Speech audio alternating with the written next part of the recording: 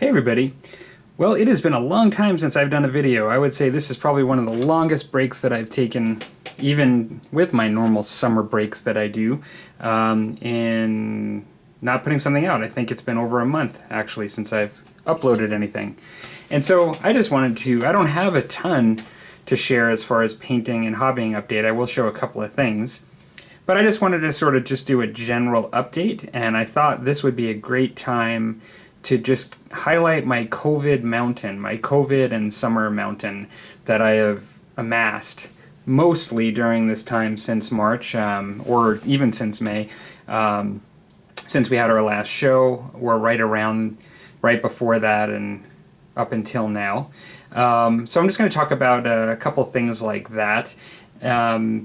Of course, we will be doing our Musty Wargamers shortly, coming up into September. I know Rusty's talked a little bit about that on this channel. For those of you that are content creators, that have YouTube channels, that watch my channel, we watch back and forth, I do apologize. I haven't really been on YouTube much. Like I may have caught somebody's video here or there. I am going to try to catch up, but certainly I will be getting back into the groove of watching videos again. I haven't really been in the hobby room much at all. I mean, I think I probably have been in the hobby room over the course of like 40 days, maybe 2 I've stepped into the room. And so a lot of things like I'm going to show today were done even before that, like this thing here that I'm going to talk about. So yeah, so sorry that I've been gone. I will try to catch up on videos. And in some ways it's been great. I've had a lot going on. I did go on vacation it took a week plus doing that. And I don't even know, to be quite honest, what I've kept myself busy doing. Lots of fun stuff. And, you know, this summer, like, also just watching lots of movies and things.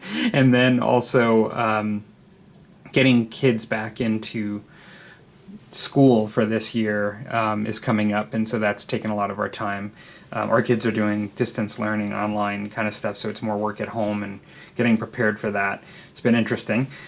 And so, yeah, with that aside, I will talk a little bit about Infinity when I go over the products within this mountain, but there's just so much here that I'm going to talk about real quick.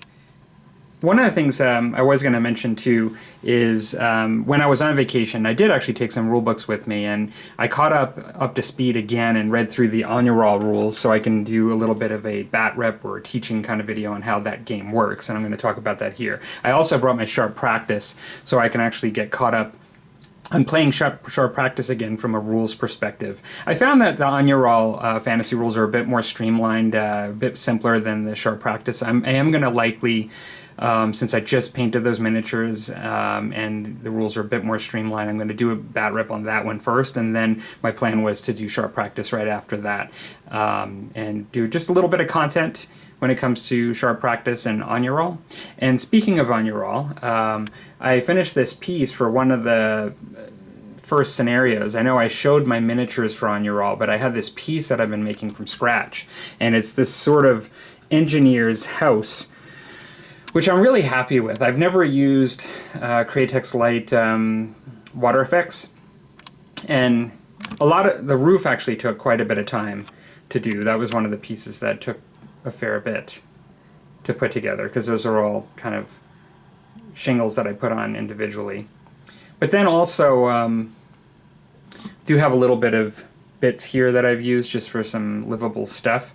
But I created this from scratch, which is sort of a little elevator, engineer elevator, this mechanical mechanism that I use sort of watch pieces and sculpt myself to, this sort of mechanism to look like a cool little elevator that can bring him up on this platform.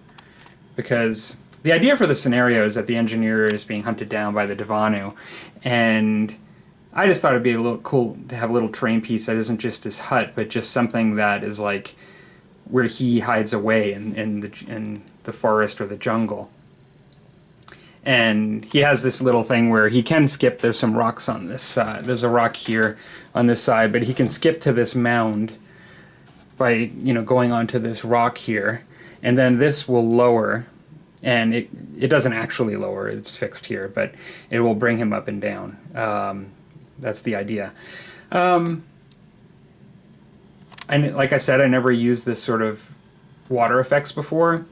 It is really nice. Anything you see right here that looks like imperfections is just reflection. This thing is like a crystal pond. I could have used some. I do have the stuff to make like little waves, and like if you were to throw a stone pebble, like just imperfections on the top. But I wanted this to be like a murky, swampy, still pond, and so that's kind of the look that I have here. I did use some color in it to make it not look just crystal clear, but to be darker and a little greener. I sculpted a little toady creature in there, which I thought was really neat. Just to have him submersed in there, his head's kind of coming through the top of the water.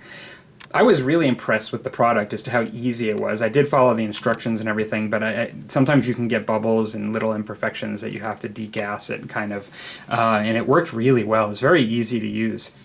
And so, yeah, this little train piece is a little fun thing that I got together for the entrance of gaming and On Your All. And I'll likely do some houses in the future at one point as well to be able to do more games. The other piece that I'm spending time on right now is my Marvel Crisis Protocol stuff, just to be able to play Marvel. And in the same way that I've held on to Twilight for a really long time to be able to play it, I wanted to get to be able to play some of the Marvel a little sooner too. And so there's not a ton of figures left. I mean, I have a few figures, maybe 5 or 6 still to do after what's in front of you and the ones that I've done so far. I finished Ultron. He's one that I was a little worried about because he's metallic, and I did it as a comic style metallic. I'll just move my lamp down here for a moment. That's a little too bright, it seems. So yeah, I did this as a comic style metallic, and I actually think it came out kind of nice. So I went not for realistic metal, but more like cartoon. And I think it came out pretty good.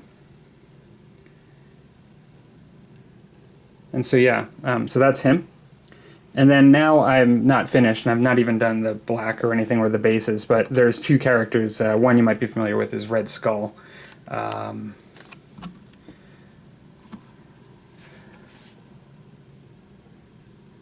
I've got Red Skull. Actually, he's not focusing too well, is he?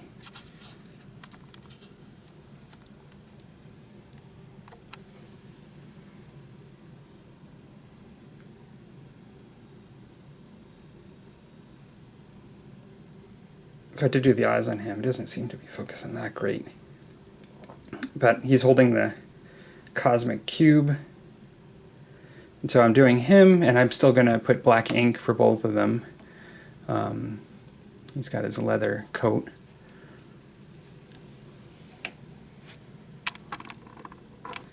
And I still have to do the brass on his buttons and buckles and stuff.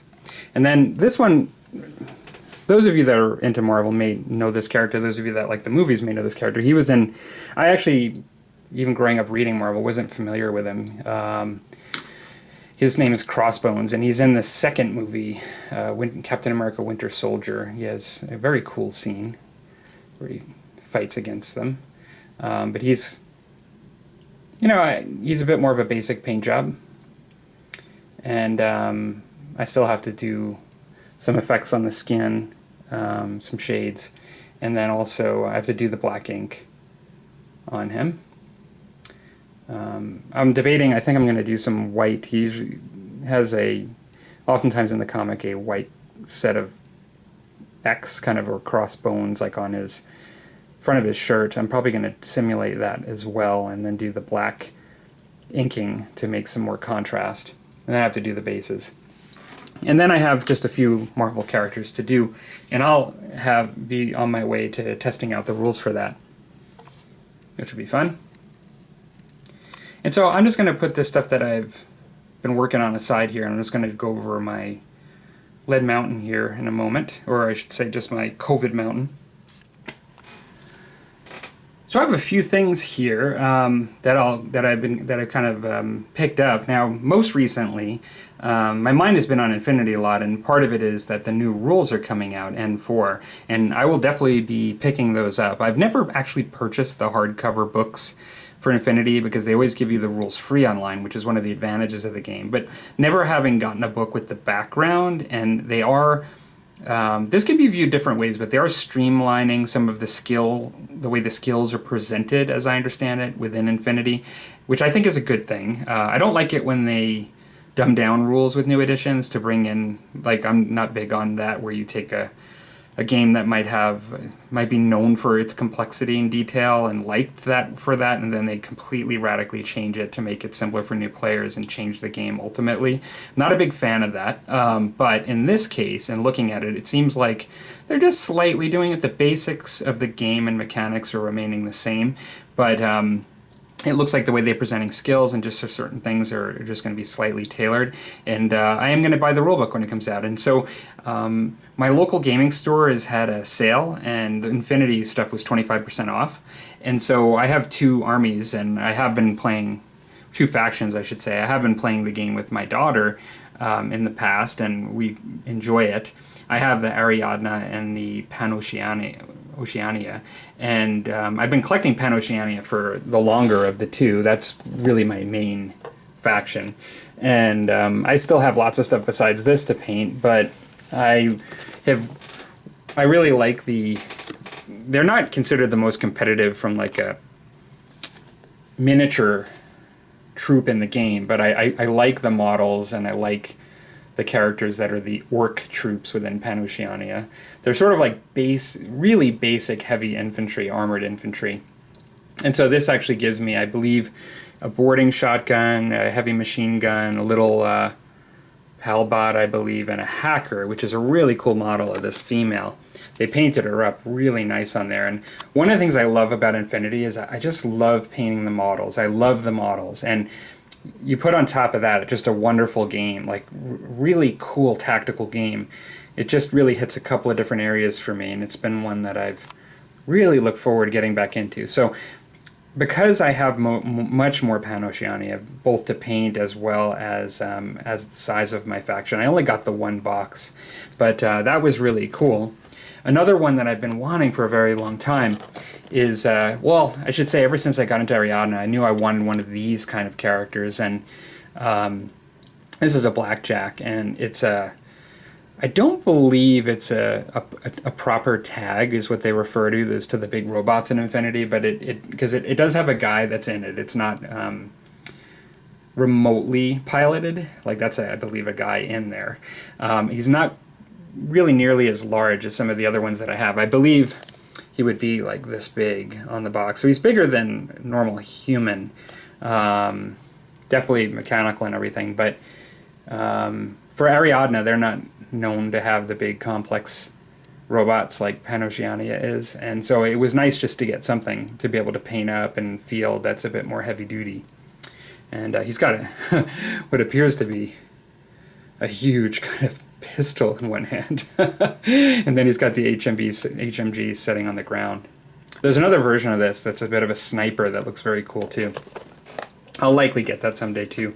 Some of the models for Ariadne that I really like are these, they call them, they're the Rangers in the hard cases. And so this is a, what they call a hard case. He's got a tactical bow. I thought it was really cool. I like running, I have an American sort of force. They have Russian as well within Ariadne. I have more of an American force, and so I wanted to continue to build on that. I already have one Foxtrot Ranger, and I got another one. And I believe she has a boarding shotgun, I think is what it says. Yeah, boarding shotgun. Cool, really cool miniature. So I thought that was cool. And then I've got one more, which is, he's one of the heroes, like Roger Van Zan. He's considered to be one of the more popular models within the faction. And he goes right in, he fits right in well, I think, with the U.S. troops. So he's the Airborne Ranger Captain, is what they refer to him. So yeah, he fits right in with the force that I'm trying to build. And some nice painting opportunities here too. I just love these models. And so that's the Infinity stuff. I got a lot to paint for Infinity. You'll be seeing that over the next year for sure. I'll be painting these up. Not really sure what I'm going to do next with Infinity, but I do know that I want to do some. And what I'll do is put these aside, and I'm going to move to historical after I just showed this one piece, because I've been doing a lot of the fictional stuff here with this update, and then I'll just talk a little historical. But I've had this early into the corona. This is probably one of the first things of the coronavirus. And so I've been sitting on this. Like I haven't been able to play with the friend that I normally play Armada with, but this is a huge ship for the Rebels. I don't know if you can just get a size picture on this. I mean, Armada is a game of small ships, and so like your little X-wings are like this big, and then like your corvettes are like this big, you know, and then I even have like, you know, my larger ships are like that big but really thin. This thing is massive. Like the front of this alone is just gigantic. I don't have it like on the stand that it would go on, but this thing is the biggest thing that I'll likely see for Armada for my Rebels. And I just thought it'd be good to get. My buddy told me that this was on sale online. It came out, I guess, in January or so, and it was running like 85 Canadian or something, which is really close to, you're approaching like kind of the cost to get into the game, like your actual core set with all your ships and stuff. So it's one ship that's actually quite a significant investment just to play one ship. But then it went on sale for like 25 or 30% off within a couple of months of that, and so I just immediately, because I have collected this and faction, I just decided to get it. And so I am excited to see how this would look in a list. You can see the artwork here, how they're putting it kind of alongside your Star Destroyers, because it's just, I think actually if you look at the fan, or I should say the background info, this is actually built from salvaged Star Destroyers, is the way they build it.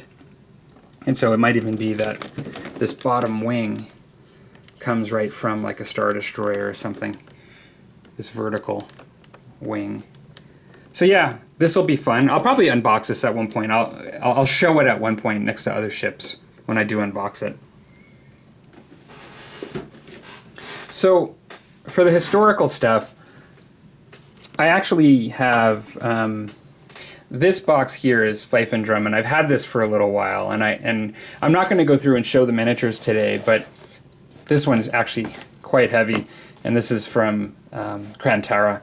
But I actually have natives that are Iroquois for Fife and Drum miniatures that I can use on my British side as well. I have French and British Grenadiers, and then I also have I ended up getting, it's been a while, I have something else in there I believe too that I ended up purchasing, but it's been a while, because this one I think I must have gotten this the beginning of the year and it's just sat, but I kind of had it with this and I've never showed it or referenced it. But I also have picked up a large amount of Krantara, and I've got the natives. I have Huron. I have, for the French forces, I have the British Rangers, which are the things that I was really anticipating the most out of everything. But one of the things that was really nice and pleasantly surprising is I ended up getting provincials, you know, on the provincial side, like the British. And so kind of like, you know, you're Americans essentially before they were Americans. And I've been having fun thinking about how I was going to paint them up, because there's so much diversity based on the different colonies, you know, and the provincial colonies and how they commission soldiers. So these weren't local militia, these were commissioned, like they were soldiers, but they were, you know, delivered by the colonies. And so it's a little bit different, and so they're in uniform and everything. It's going to be really neat to add those to everything. And so I believe that is mainly what I have in here, but quite heavy because I actually got a good amount of everything. And so I'm excited to paint that up for French Indian War stuff, and that'll be coming up on the channel. And then lastly, I kind of thought I would get this because I'm not really featuring board gaming on the channel. I know Rusty's been doing some videos, but I thought it'd be really neat just for my own reinforcing my knowledge and just to do some gaming to at one point experiment with some French Indian War gaming with sort of a GMT styled game. And so I ended up picking up Wilderness War at one point. I was looking for it, and one of my board gaming distributors in Canada had a spot where you could buy it, but they didn't have any, and I just kind of showed interest, and of course then it just shows up, and I've showed interest, and now within a few weeks it's there, and I thought, well, I should probably get it, and so I've picked that up, and I think that would be fun. Like, I'm looking at trying that and just seeing how that style of game is, and for the area that I really like, of French Indian War. And so even better, it seems to be from when reading the info that it's a good introductory for this style of game. It's not the hardest of the GMT games. I think it's even less than the American War of Independence from what they were saying as far as the difficulty level. And so that's actually pretty good because I'm not an experienced board gamer for this style of game, these hex tiles or tile-based games. And so it'll be interesting just to try that style and even have a bit more of an introductory stab at it in an era that I like. I think that'll be good. So, that's about it. Hopefully I'll have more content coming soon. I know in the beginning of September we'll be looking at doing the show again on Thursdays, the Must See Wargamers, and starting season 4. And so it's amazing that we're going into our 4th season. It feels like it's gone really quick. Don't even know where the time's gone. But yeah, hope everybody's doing well and that you all have a great weekend, and take care.